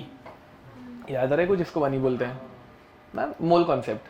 अब फिर बाद में नहीं याद होगा तो लिख देना कि इतने चार्ज को हम लोग 1e बोलते हैं रिप्रेजेंटेशन में। फिर बाद में प्रोटॉन, प्रोटॉन का मास 1.67 इंटू 10⁻27 kg। इतने मास को हम लोग प्यार से क्या बोलते हैं, AMU। Very nice, 1 AMU atomic mass unit या फिर 1 EU यूनिफाइड मास, ठीक है। एंड प्रोटॉन का चार्ज कितना रहता है, 1.6 into 10⁻19 coulomb equal to proton, electron, ठीक है। इसको भी हम लोग 1e ही बोलेंगे। एंड लास्ट न्यूट्रॉन, न्यूट्रॉन का मास भी कितना रहता है, 1.67 into 10⁻27 kg which is nothing but 1 AMU। And neutron का चार्ज नो चार्ज, न्यूट्रल है, ठीक है, ओके। अब सिंबल की तरफ आते हैं जरा। इलेक्ट्रॉन का सिंबल क्या रहता है हमें, E। इलेक्ट्रॉन का चार्ज क्या है, -1e। ये 1 जो है ना वो एक्चुअली 1.6 इंटू 10⁻19 है, बट जिसको हम लोग 1e बोलते हैं इसलिए 1 समझा, ठीक है। तुम लोगों ने बचपन में जो -1 इलेक्ट्रॉन का चार्ज लिखा था वो इतना रहता है। इसका मास देखो भाई, इन दोनों के मास में अगर देखेंगे इसका मास बहुत ज्यादा है प्रोटॉन का, एंड इलेक्ट्रॉन का मास उसके कंपैरिजन में बहुत, तो उसको हम लोग नेग्लिजिबल मान लेते हैं। एंड फिर इसको हम लोग लिखते हैं 0, ठीक है। अगर किसी ने पूछा कि प्रोटॉन का मास इलेक्ट्रॉन के कंपैरिजन में कितने टाइम्स ज्यादा है, ठीक है, घर पे जाके खुद से कैसे कैलकुलेट करेंगे वो सोचना, बट प्रोटॉन के मास में 1837 इलेक्ट्रॉन्स फिट हो सकते हैं। कैसे, घर पे जाके सोचना और निकालना, ये आंसर तुम लोगों को निकाल के आना है, ठीक है, कि इन 1 mass of proton how many electrons can be fitted, ठीक है, या फिर protons mass is how many times greater then mass of electron, ठीक है। इस क्वेश्चन को ऐसे फ्रेम किया जा सकता है, तो ये तुम लोग करके आओगे। बट फिर देखो ना भाई, मतलब एक प्रोटॉन के मास में ऑलमोस्ट 2000 इलेक्ट्रॉन्स फिट हो सकते हैं, मतलब इलेक्ट्रॉन का मास प्रोटॉन के कंपैरिजन में क्या है, नेग्लिजिबल है, ठीक है, ओके। नेक्स्ट न्यूट्रॉन, हाँ सॉरी प्रोटॉन, प्रोटॉन का सिंबल P, प्रोटॉन का चार्ज +1e एंड प्रोटॉन का मास 1 AMU। न्यूट्रॉन का चार्ज 0 एंड न्यूट्रॉन का मास 1, समझा। प्रोटॉन का डिस्कवरर, प्रोटॉन की डिस्कवरी किसने की, जे थॉमसन। किसने की, जे थॉमसन। प्रोटॉन की, प्रोटॉन का डिस्कवरर कौन था, गोल्डस्टेन। एंड न्यूट्रॉन के लिए चैडविक, ठीक है। बोल, ये ऐसे वाले आते हैं। देखो भाई हम लोग फिजिकल केमिस्ट्री पढ़ रहे हैं, ज्यादा क्वेश्चन मैथमेटिकल आएंगे, ठीक है, जो भी ऐसे बीच बीच में लिख के दिया है ना, ये ढूंढ के लाओ एंड ऑल, ठीक है। बहुत कम चांसेस है, मतलब घटिया से घटिया क्वेश्चन अगर पूछना हो तो, बट हाँ मतलब ऐसे जनरली नहीं आता, आना भी नहीं चाहिए। हम लोग मतलब एग्जाम भी अच्छी प्रिपेयर कर रहे हैं, ठीक है, बट कैसा रहता है कभी कभार उनका ऐसे टाइम पास करने का मूड रहेगा तो पूछ लेते हैं, तो मैं मना नहीं आएगा ऐसे बोल नहीं सकता, आ सकता है बट अभी गारंटी नहीं है इतनी, मतलब कम चांसेस, ज्यादा चांसेस ये सारे क्वेश्चंस के रहते हैं नंबर्स वाले, ठीक है। Okay, so with this will stop here, till then say time, bye bye.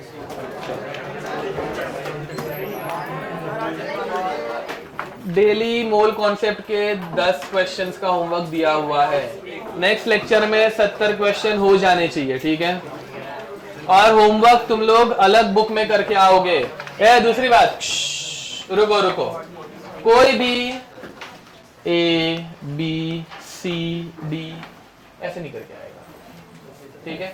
चाहिए तो डायरेक्ट जेई के क्वेश्चन सॉल्व करो, चाहिए तो डायरेक्ट है ना एक्सरसाइज के क्वेश्चन सॉल्व करो जहां पे डिफिकल्ट है। शुरुआत के डीपीपीज एंड ऑल में ऐसे ABCD वाले डायरेक्ट रहेंगे ना कि भाई 1 मोल मतलब हाउ मच, तो लिख के रखो यहाँ पे। मतलब तुम लोग फर्स्ट क्वेश्चन लिख रहे हो ना, तो अगर पूछा रहेगा 1 मोल कंटेंट हाउ मेनी आइटम्स, शुरुआत में से घटिया क्वेश्चन रहते हैं ना, तो एटलीस्ट मुझे दिखने के लिए कि भाई 1 मोल इज इक्वल टू 6.022 इतना लिख के फिर बाद में तुम लोग आंसर टिक करोगे। समझ में आ रहा है?